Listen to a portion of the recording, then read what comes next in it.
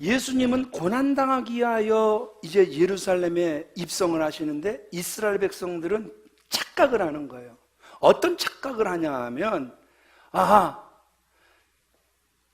벌써 외침부터가 어떻게 외치고 있냐 하면 호산나 호산나 다윗의 자손이요. 여러분, 호산나가 무슨 뜻인지 아십니까? 호산나?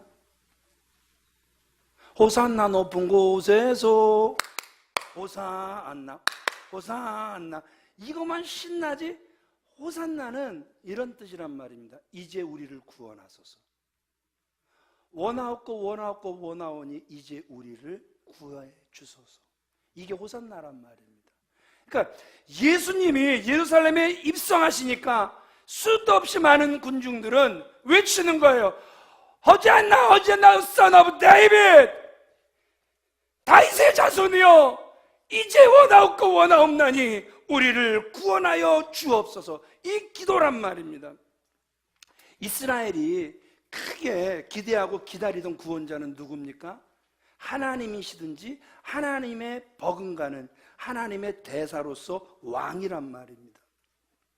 그래서 시편 118편 25절에 보면 이 호산나를 누구에게 사용하고 있는지를 우리가 읽어보면 아는데요, 우리 118편 25절 말씀 같이 읽어보겠습니다. 시작. 여호와여 구하옵나니, 이제 호산나란 말입니다.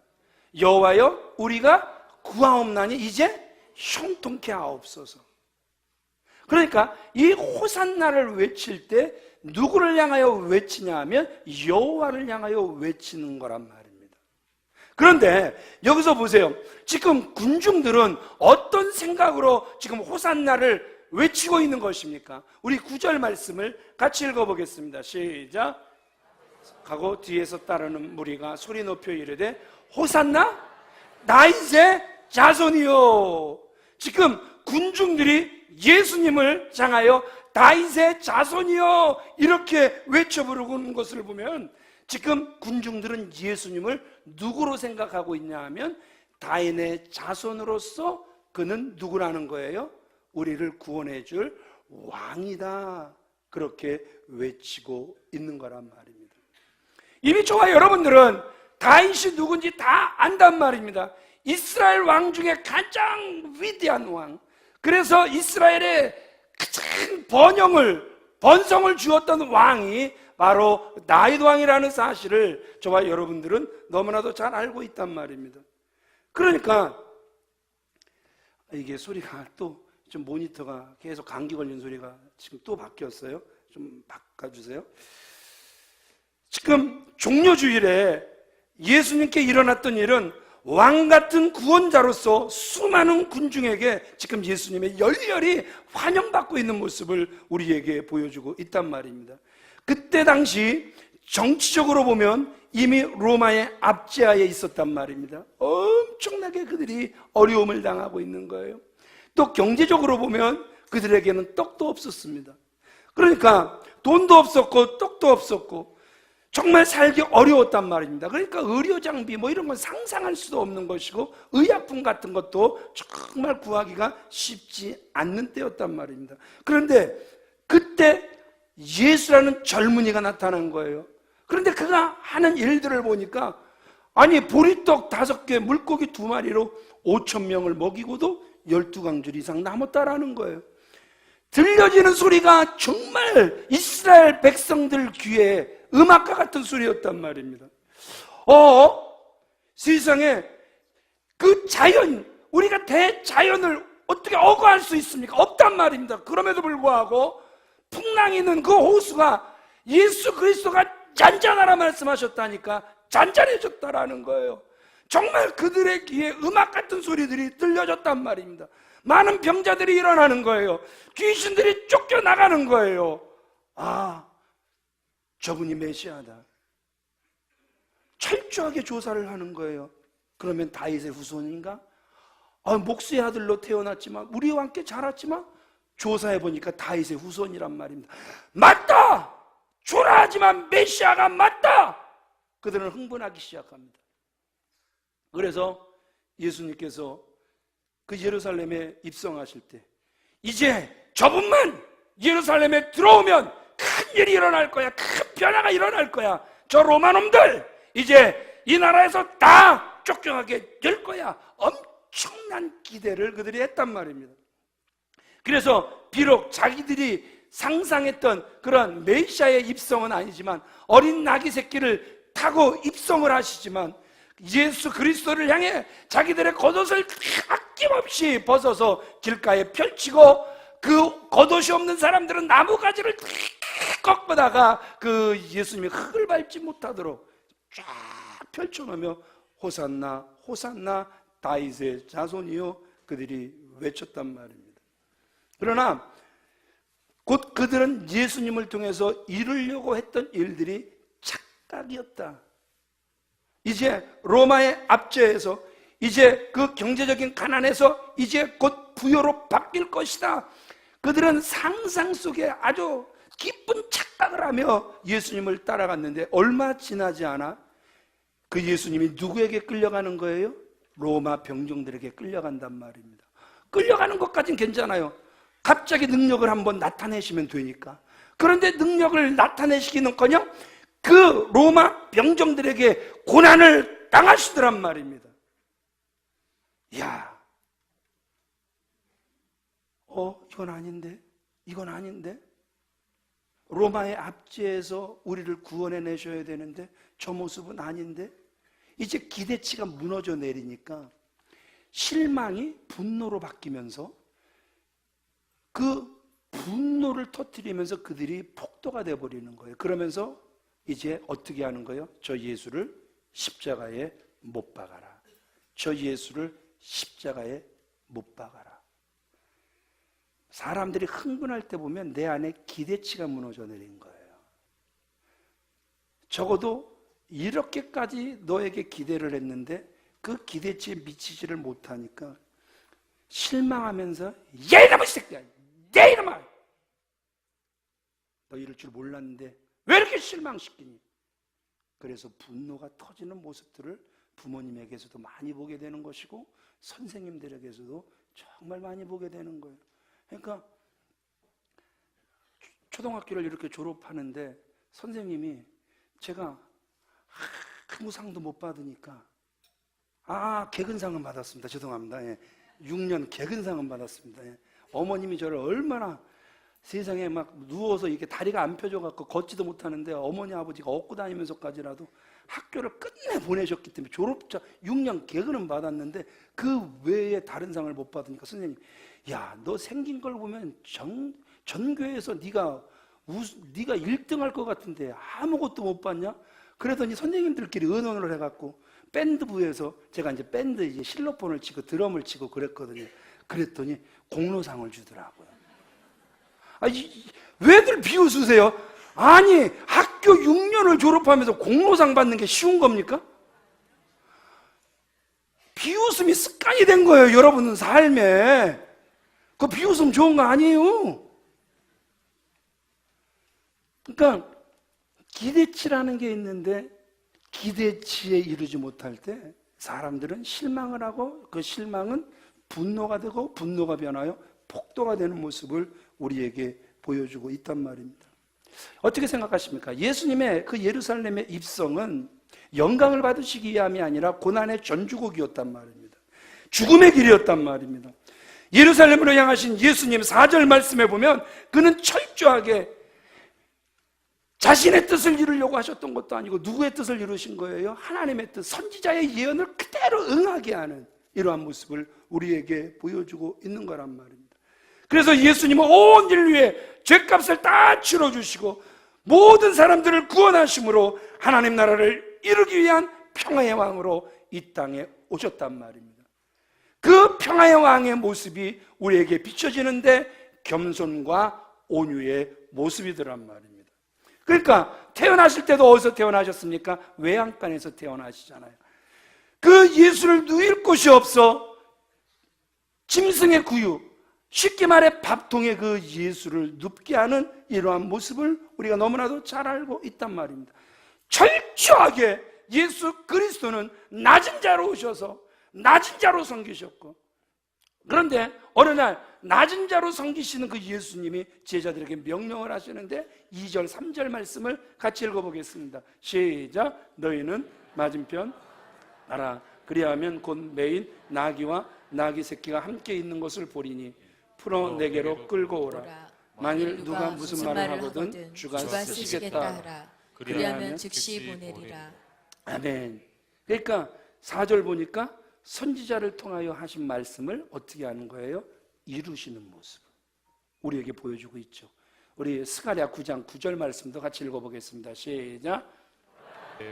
내게 임하시나니 그는 공의로우시며 구원을 베푸시며 겸손하여서 나귀를 타시나니 나귀의 작은 것 곧 나귀 새끼니라. 자, 구원을 베푸시는 분임에도 불구하고 그분은 어떤 분이시다?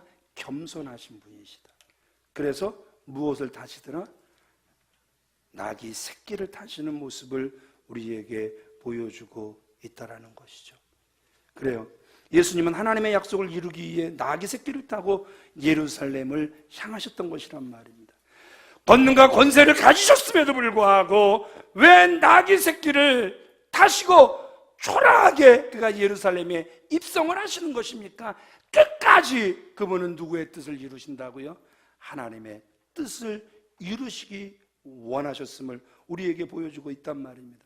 또 두 번째, 왜 예수님께서 왜 겸손하게 나귀 새끼를 타고 예루살렘에 입성을 하셨는가? 그 이유는 그 세상적인 목적과 꿈을 이루는 것이 예수님의 꿈이 아니라 하나님의 뜻을 이루는 것이 예수님의 꿈이었기 때문에 그렇다라는 것이죠. 우리 이 부분을 같이 읽어보겠습니다. 시작. 예수님의 겸손은 의도적인 행위의 결과가 아닙니다. 하나님의 뜻을 이루다 보니까 자연히 그 모습은 겸손한 자의 모습이었습니다. 낮아짐으로 높아지는 것, 섬김으로 높아지는 것, 죽어짐으로 사라지는 것, 바로 이것이 하나님의 뜻이었습니다. 이전에 예루살렘을 정복하는 정복자들은 백마를 탔단 말입니다. 승리의 상징으로 백마를 타고 그들은 아주 당당하게 그들은 예루살렘으로 입성을 했단 말입니다. 예수님도 그보다도 더 놀랍게 천사들의 환영을 받으시면서도 그는 예루살렘에 입성하실 수 있었단 말입니다. 그러나 그분은 뭘 타셨다고요? 어린 나귀 새끼를 타고 온유와 겸손으로 입성하셨단 말입니다. 누구의 뜻을 이루기 위하여? 하나님의 뜻을 이루기 위하여. 그 모습이 겸손과 온유의 모습으로 우리에게 보여지고 있다는 것이죠.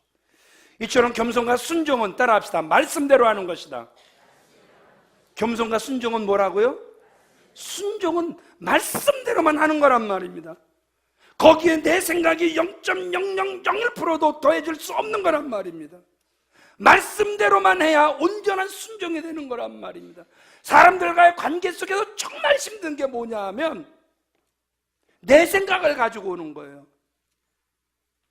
정말 하나님의 뜻, 정말 모든 회중의 뜻보단 자기의 생각, 자기의 뜻을 가지고 와서 전체의 생각이라고 이야기할, 뻔히 들어보면 아는데 저거는 전체의 생각이 아닌데 철저하게 개인의 생각이고 철저하게 몇 사람의 생각일진데 자기 생각을 가지고, 몇 사람의 생각을 가지고 나오는 거예요. 아니라는 거예요.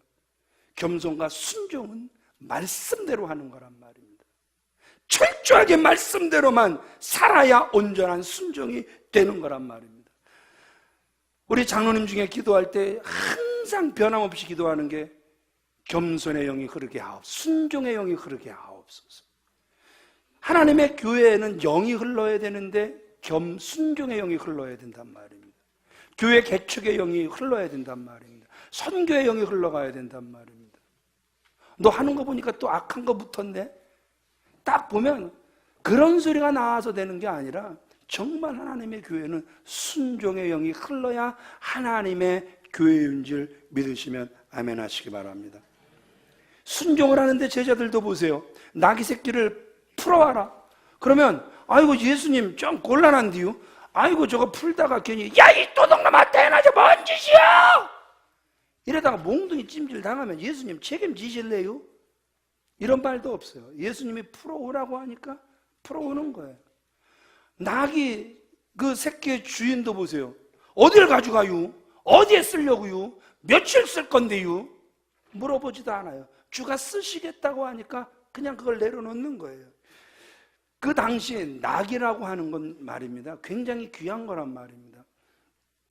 요번에 남아공을 이렇게 다녀왔잖아요.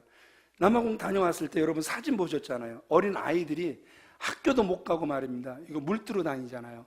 그래서 가난한 집 아이는 빠게스, 일본 말로 빠게스 2개 들고 이렇게 물두러 다녀요. 조금 돈이 있으면 도라무통이라 그러죠. 드럼. 그걸 세상에 자기 키보다 2~3배 큰 걸 그 애들이 밀고 다녀요. 그런데 제가 사진을 딱 찍다가 놓친 게 뭐냐 하면, 어떤 집은 나귀가 있어요. 나귀가 있으니까 거기다 물통을 바리바리 싣고 가서 물을 어마어마하게 많이 실어오는 거예요. 물부자인 거예요. 그러니까 벌써 그 동네에서도 나귀가 있으면 부자란 말입니다. 지금 이 시대에도. 이해가 안 되세요? 그러니까 선교사로 이렇게 있을 때 빈부격차가 워낙 필리핀이 심하다 보니까 사람들이 주로 어떤 꿈을 꾸냐 하면, 자전거 한 대만 있으면 트라이시클 만들어서 그걸로 돈 벌고 살면 참 행복할 텐데, 자전거 한 대가 꿈입니다. 오토바이는 이건 상상을 못 합니다. 이건 돈이 좀 있는 집이 오토바이를 타는 거예요. 그냥 도심을 가니까 막 차가 막 너무 많아서 막 교통체증이 일어나는 것 같지만 그렇지 않단 말입니다. 이 나귀가 그 나귀 주인에게 있어서는 엄청난 값어치일 수 있단 말입니다. 그럼에도 불구하고 누가 쓰시겠다고 하니까, 주가 쓰시겠다고 하니까 그냥 내어드리더란 말입니다. 이 제자들과 나귀 주인에 순종하는 믿음은 구원 역사의 출발이었단 말입니다. 하나님의 뜻을 이루는 순종은 따라합시다. 이유 없이, 조건 없이, 이유 없이, 조건 없이 그냥 시행하는 거란 말입니다. 끝내 이루어지기를 원하는 것은 주님의 뜻이 이루어지면 되는 거란 말입니다. 그렇게 쉽지 않은 일을 행한 제자들과 나귀 주인 때문에 예수님께서 나귀 새끼를 타고 예루살렘에 입성하실 수 있게 되었던 거란 말입니다. 그의 입성은 호위하는 군사들이 있었던 것도 아니었습니다. 정말 초라했단 말입니다. 그럼에도 불구하고 지금 그 군중들은 자신들이 할 수 있는 최선, 자신들의 옷을 깔고 나뭇가지를 깔고 호산나 호산나, 자신들이 할 수 있는 최고의 방법으로 예수님을 환영하고 있는 모습을 우리에게 보여주고 있단 말입니다. 왜요? 그들 안에 무엇이 있었기 때문에, 기대치가 있었기 때문에 그렇단 말입니다. 우리가 신앙생활을 하면서도 기대치가 있단 말입니다. 그런데 그들의 기대치는 그릇된 기대치였단 말입니다. 예루살렘은 한마디로 정치적인 도성이었단 말입니다. 그러니까 참 중간에 끼어서 애굽이 이제 그 동방을 향해서 나아갈 때도, 야, 길 좀 터줘. 우리 너희들 치려고 하는 게 아니라 우리 저 바벨론 쪽으로 갈 거니까 길만 열어줘. 그런데 고집스럽게 못 열어줘. 이러다가 그냥 또 막 깨지고 동방 쪽에서 뭐 또 애굽을 향해서 야, 길 좀. 그러니까 늘 힘 있는 나라들이, 그렇게 대단한 나라는 아니지만 꼭 정복사를 써내려가기 위하여서는 꼭 건들고 가야 되는 땅이 이스라엘 땅이기도 했단 말입니다. 그러니 여러분, 정말 얼마나 많은 아픔이 그 이스라엘 백성들에게 있었을까, 여러분 한번 생각해 보시란 말입니다.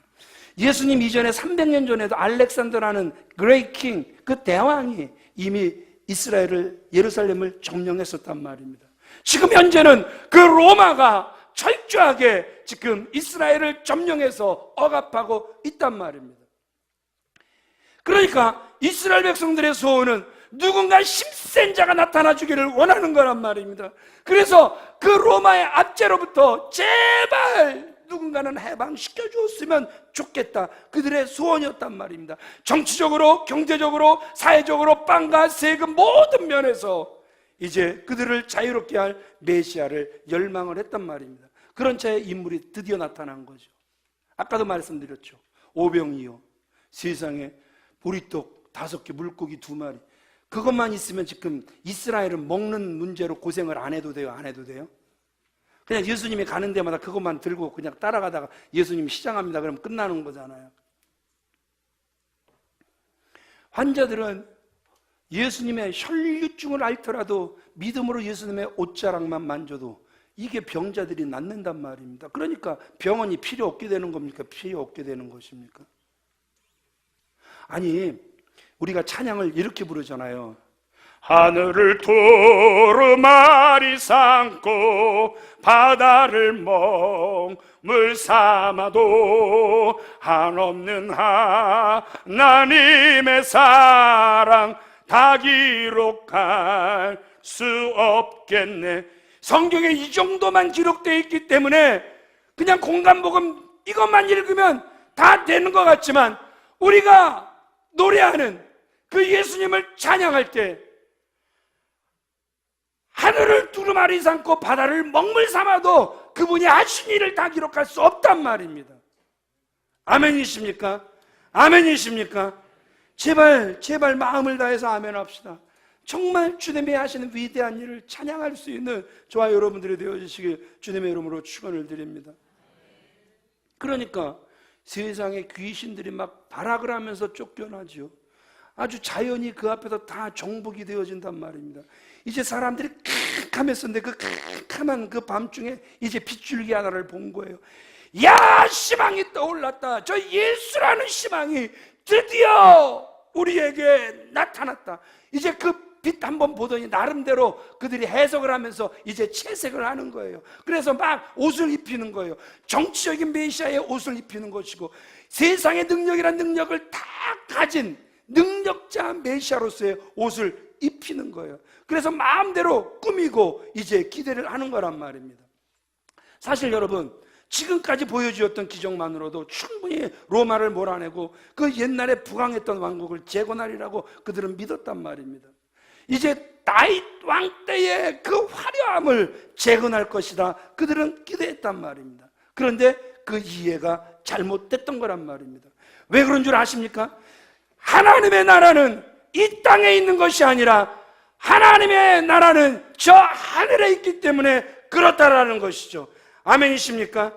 이 땅에서 죄와 허물로 죽은 그 모든 인간들을 하나님은 구원하여 주시길 원하셨고, 그래서 이 땅에서의 영생이 아니라 이제 우리를 위하여 예비하신 그곳에서의 영생이었기 때문에 그렇단 말입니다. 아멘이십니까? 하나님이 세상을 이처럼 사랑하사 독생자를 주셨으니 누구든지 저를 믿는 자마다 멸망치 않고 따라합시다. 영생을 얻게 하려 함이라. 소망이 이 땅이 아니라 하늘인 줄 믿으시면 아멘 하시기 바랍니다. 우리는 지난주에 너무너무 가슴 아픈 일이 있었어요. 정성덕 권사님을 앞세웠어요. 얼마나 젊습니까? 그렇죠? 권사님이시면서 또 개인적으로는 저에겐 이모예요. 그러니까 정말 충격이 컸어요. 뭐 당사자들에 비해 뭐 100분의 1, 1000분의 1도 안 되겠지만 나름대로 정말 충격이 컸어요. 그렇게 건강했던 그 권사님이 이모가 억소리 한번 이렇게 내더니 그냥 병원에 들어가서 회생이 안 되고 그냥 하나님이 물러가신 거란 말입니다. 목사는 복음이 있으니까 그냥 금세 또 진정이 되고 또 힘을 얻는데, 문제는 이제 기은이를 보고 영원이를 보고 이제 최용기 집사님 이모부를 볼 때 이 상황을 어떻게 이해를 시켜야 되나, 이 기가 막힌 상황을 이걸 어떻게 이해를 시켜야 되나 막막한 거예요. 이제 그러면서 이제 뭐 입간 예배, 이제 발인 예배, 화장 예배 이렇게 드렸어요. 기은이가 바닥에 털썩 앉아 있어서 기은아 힘내, 힘들지? 그래도 끝까지 잘 이겨내고 하나님과의 관계 속에서 풀어내야 돼. 힘내. 그랬더니 기은이가 저는 힘내고 있어요. 저는 힘내고 있어요. 그래? 아유 고맙네. 어떻게 그렇게 힘을 낼 수 있었어? 그랬더니 기은이가 이렇게 이야기를 해요. 어머니가 쓰러져 계신 그 병실에, 그 중환자실에서 이제 기도를 이렇게 하는데 기도할 거밖에 없잖아요. 너무 할 수 있는 일이 아무것도 없으니까. 그랬더니 하나님께서 엄마를 일으켜달라고, 엄마를 깨워달라고 하지 말라.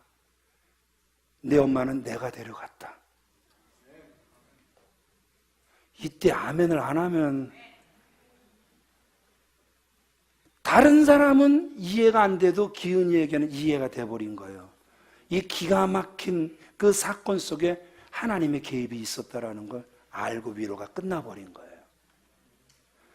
이제 두 번째는 이제 또 동생 영은이에요. 제 안에 믿음이 있었어요. 제 충격 되게 받았을 거야. 이 믿음이 있었어요. 아니나 달로 충격을 세게 받았어요. 그런데 한참 울고 나더니 영은이가 저한테 그래. 오빠, 우리 교회에서 오빠라고 하는 사람은 영은이밖에 없습니다. 예. 오빠, 엄마가요 하얀 성가대 가운 같은 옷을 입고 있어요. 그리고 엄마가 기뻐하고 있어요. 야, 영은아, 그게 세마포야, 세마포. 구원받은 자들이 입는 세마포야. 엄마가 기뻐하고 계시지. 엄마가 널 그렇게 위로하시잖아. 그냥 위로가 거기서 끝나버렸어요. 아멘이십니까? 우리는 너무너무 기가 막혀서 하나님 왜요? 왜 이런 일이?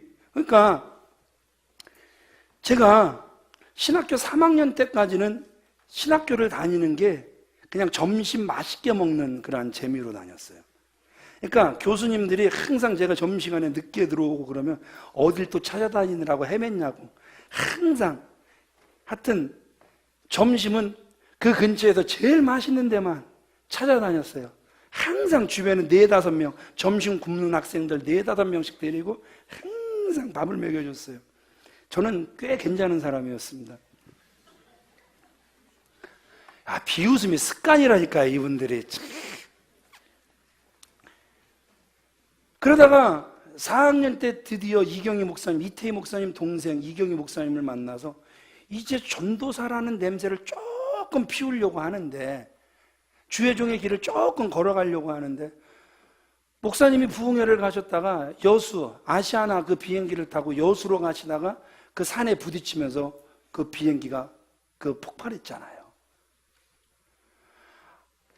세상에 살아나온 사람도 많은데 그 속에서 그 목사님은 깨끗하게 돌아가신 거예요. 성도들은 항상 목사님하고 저하고 붙어 다니니까 시신을 찾는데 저도 같이 찾았어요. 이렇게 멀쩡하게 살아있는데 너무 충격이 컸어요.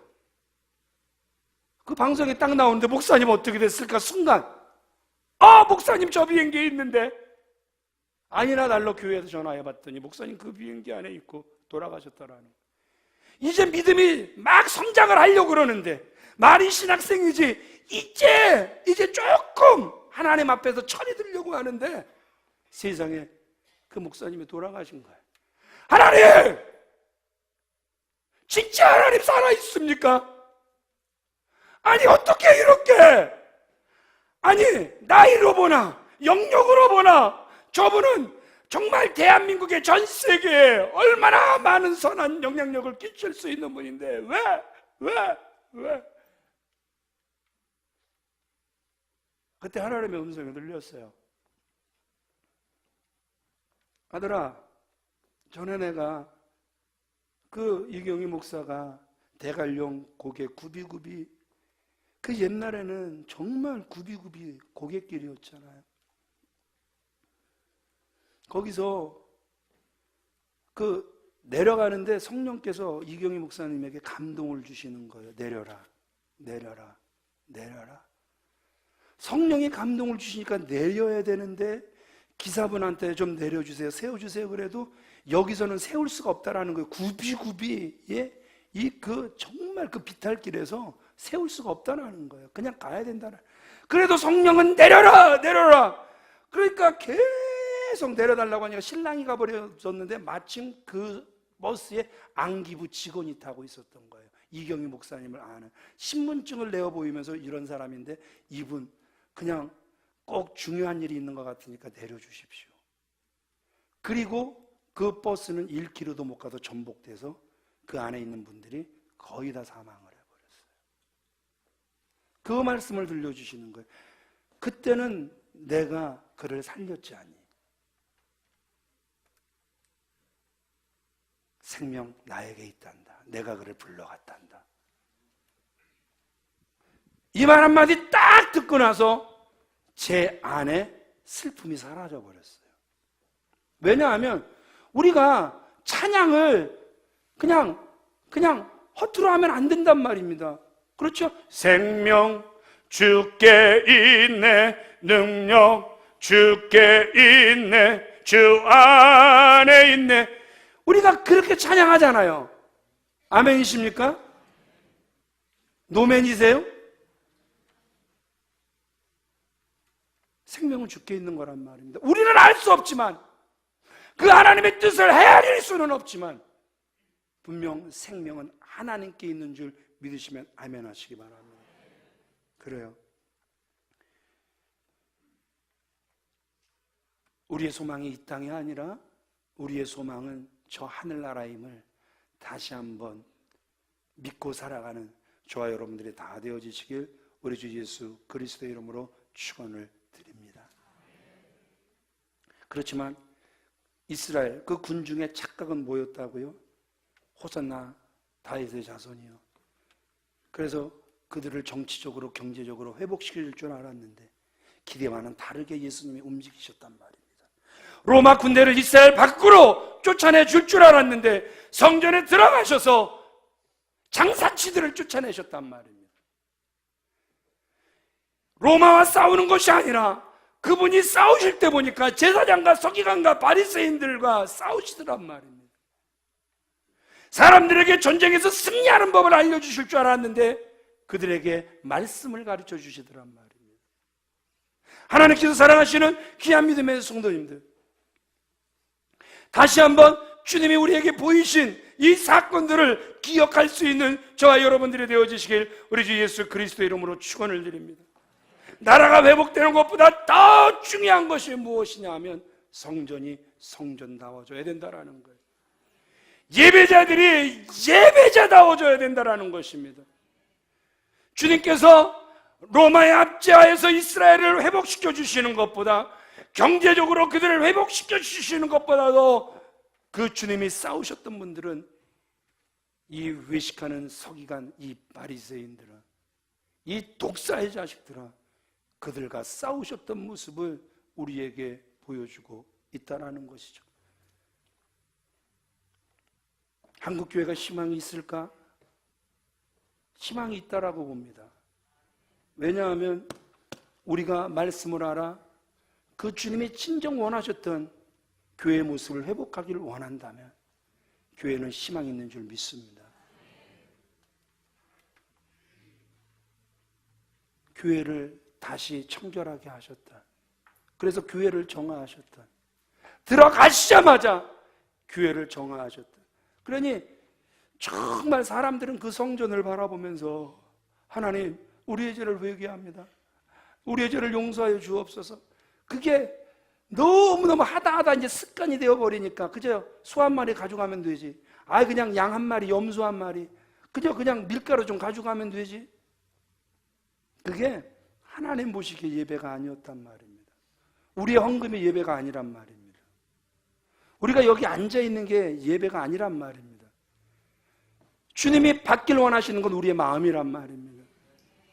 영과 진리로 예배하는 걸 원하신단 말입니다. 아멘이십니까? 아멘이십니까?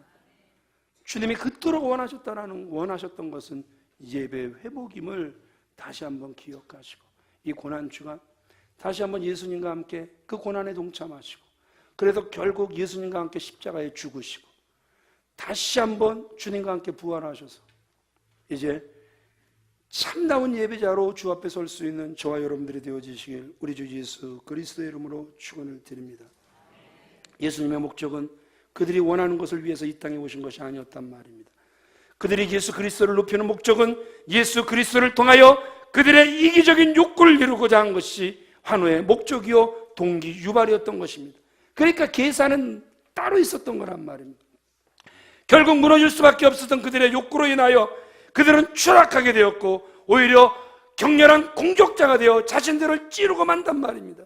이기적인 욕구로 기도했는데 그것이 이루어지지 않게 될 때 오히려 더 격렬한 비방자가 됐음을 우리에게 보여주고 있단 말입니다. 오히려 변하여 폭도가 되어 예수를 십자가에 못 박으라 외치는 자들이 되었음을 우리에게 보여주고 있는 것 아닙니까? 결국 그들은 그들의 욕심에 따라 춤추는 무리들이 되고 말았던 것이란 말입니다. 그래서 예수님은요, 이제 결론입니다. 말씀을 마치겠습니다. 제자들에게 이렇게 말씀하고 계십니다. 마태복음 16장 24절 같이 읽어보겠습니다. 시작.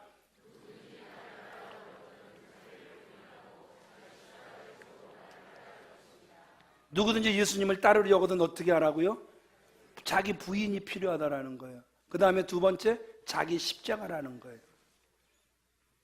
이거 없이 예수님을 따를 수 없다라는 거예요. 나는 예수님을 따르는가? 나는 예수님의 제자인가? 내 제자입니다. 그렇다면 점검해 보라는 거예요. 내 자신이 부인되고 있니? 날마다 내 십자가를 보니? 그 십자가에 예수님이 죽어 있니? 네가 죽어 있니? 이렇게 질문했을 때 그 십자가에 내가 죽어 있습니다. 그래야 로마서 6장 3절로 6절 말씀이 이루어지는 거란 말이에요. 결국 보다 누구를 봐야 되는 거예요? 그 십자가에 죽어 있는 나를 발견해야 되는 거란 말이에요. 맨날 예수님만 팔아먹지 마시고. 누가 죽었네? 나는 죽었네. 십자가에서 누구와 함께? 예수와 함께. 로마서 6장 사건이 반드시 완성이 되어져야 하는 거란 말입니다. 예수님을 따라가야 할 길은 어떤 길입니까? 겸손과 순종의 길인 줄 믿습니다. 바울은 빌립보 교인들에게 예수님의 마음을 품으라고 권면을 해요. 우리 빌립보서 2장 6절로 8절 읽습니다. 시작. 동등됨을 취할 것으로 여기지 아니하시고 오히려 자기를 비워 종의 형체를 가지사 사람들과 같이 되셨고 사람의 모양으로 나타나사 자기를 낮추시고 죽기까지 복종하셨습니다. 곧 아멘. 예수님은요 끝까지 우리에게 무슨 길을 보이시냐 하면 순종의 길을 보이셨단 말입니다. 바울은 이렇게 증거를 해요. 고린도후서 1장, 이거 마이크 켜주세요. 우리 성가대 쪽 같이 했습니다. 시작. 예수 그리스도는 예하고 아니라 함이 되지 아니하셨으니 그에게는 예만 되었느니라. 아멘. 예수님은 하나님께 항상 뭐라고만 대답하셨다고요? 예라고만 대답을 하셨다라는 거예요. 저와 여러분들은 항상 누구 앞에 서 있는 것입니까? 하나님 앞에 서 있는 거란 말이에요. 노가 아니라 우리는 습관적으로 항상 네, 아멘, 아멘, 주님의 뜻이 이루어지이다. 이게 하나님의 사람이요, 이 모습이 하나님의 교회의 참된 모습이란 말입니다. 예수님은요 예루살렘에 입성하실 때 백성들은, 군중들은 환호하지만 이미 그 앞에 고난이, 그 앞에 채찍이, 그 앞에 조롱이 있다라는 거, 결국 죽음이 기다리고 있다라는 사실을 알고도 들어가시더란 말입니다. 안 피하시는 거예요. 우리 마태복음 20장 18절로 19절 말씀 같이 읽겠습니다. 시작. 보라 우리가 예루살렘으로 올라가노니 인자가 대제사장들과 서기관들에게 넘겨지매 그들이 죽이기로 결의하고 이방인들에게 넘겨주어 그를 조롱하며 채찍질하며 십자가에 못 박게 할 것이나 제3일에 살아나리라. 아멘. 따라합시다. 제3일에 살아나리라. 어떻게 하면 우리가 나를 조롱하는 그 무리들을 이해하고 용서하고 섬길 수 있습니까? 그들을 위해 오히려 죽어줄 수 있습니까? 나를 채찍질하고 나를 십자가에 못 박는 그들을 우리가 어떻게 이해하고 용서하고 어떻게 그들을 위하여 대신 죽어줄 수 있습니까? 오늘 정답은 따라합시다. 제3일에 살아나리라. 고난 뒤에 영광을 바라볼 수 있으면, 죽음 뒤에 부활을 바라볼 수 있으면 얼마든지 이해할 수 있다라는 거예요. 얼마든지 용서할 수 있다라는 거예요. 얼마든지 나를 핍박하고 조롱하고 채찍질하는 그를 위하여 죽어줄 수 있다라는 거예요. 문제는 내 눈이 열려지지 않은 게 문제라는 거예요. 영광은 있다고 하는데 고난은 피해가고 싶기 때문에 그렇다라는 것이죠. 두 구절만 읽을게요. 로마서 8장 17절 말씀 같이 읽습니다. 시작. 우리가 그와 함께 영광을 받기 위하여 고난도 함께 받아야 할 자, 영광을 것입니다. 받기를 원한다면 뭘 받아라? 고난도 받으라는 거예요. 이거 피해가지 말라는 거예요. 교회 교육자들이 이렇게 보내질 때 정말 영광? 아니요, 영광 전에 고난이란 말입니다. 우리 어르신들, 믿음의 선배들은 고난을 바라보면서 목회를 했단 말이에요. 핍박을 이겨내면서 목회를 했단 말입니다. 제가 아버지를 딱 바라보니까 목회하면 굶어 죽기 딱 알맞아요. 그런데 어느 정도 지나가니까 제가 한 고등학교 요쯤 되니까 세상에 아버지의 위치가 굉장히 변하시더라고요. 막 수원에도 존경받는 분이 되시더라고요. 경찰서를 가면 경찰들이 저를 졸졸졸 따라다니면서 아빠한테 말 좀 잘해서 승진 좀 하게 해줘. 아이, 그러고 난 다음부터 무슨 생각이 들어오냐 하면 목사 알만하네. 무슨 생각이 들더라고요? 아이, 목사 알만하네. 그러니까 저희는 잘못 본 거예요. 고난을 본 게 아니라 영광을 먼저 와버린 거예요. 이렇게 신학교를 들어간 사람들이 영광만 바라보고 신학교에 들어간 사람들이 고난이 오니까 고난이 복의 전주곡임에도 불구하고 이걸 못 이겨내는 거예요. 애초에 바라본 게 잘못됐기 때문에 그래요. 고난 뒤에 영광이 있는 줄 믿으시면 아멘 하시기 바랍니다. 우리 8장 18절 말씀도 같이 읽겠습니다. 시작. 현재의 고난은 장차 우리에게 나타날 영광과 비교할 수 없도다. 현재의 고난, 주님 때문에 고난 받으십니까? 선교지에서 고난 받으시죠. 특별히 무지한 사람들이 많은 곳일수록 고난이 많죠. 핍박이 많죠. 조롱도 많고. 그런데 오늘 장차 우리에게 나타날 영광과는 비교할 수 없도다. 그러니까 신앙생활을 제대로 하십니까? 신앙생활 제대로 하시는 분들은 눈이 열려 있는 거예요. 하늘 가는 밝은 길이 내 앞에 늘 열려 있는 거예요. 그렇기 때문에 어떤 고난이 와도 그 고난이 더 이상 문제가 되지 않는 거예요. 우리 다 같이 자리에서 일어나셔서 계시록 22장 12절 말씀 같이 읽겠습니다. 시작. 보라 내가 속히 오리니 내가 줄 상이 내게 있어 각 사람에게 그가 행한 대로 갚아주리라. 아멘. 우리에게 무엇이 있다? 상이 있어요. 이 땅에서의 상이 아니라 그분이 오셔서 줄 상이 있어요. 이 땅에서도 고난과 핍박과 그래서 조롱을 잘 이겨내면 또 하나님께서 주시는 상도 있지만 그러나 우리가 바라는 상은 그 상이 아니란 말입니다. 주님 오실 때 받을 상이란 말입니다. 아멘이십니까? 그분이 뭐라고 말씀하고 계세요? 행한 대로 갚아줄 것이다. 그래서 오늘도 그 주님의 고난에 이제 금식이 한 주간이 선포가 됩니다. 그 주님의 고난에 정말 깊이 동참하시는, 그래서 다시 한번 생명의 부활로 나오시는 저와 여러분들이 되어지시길 우리 주 예수 그리스도 이름으로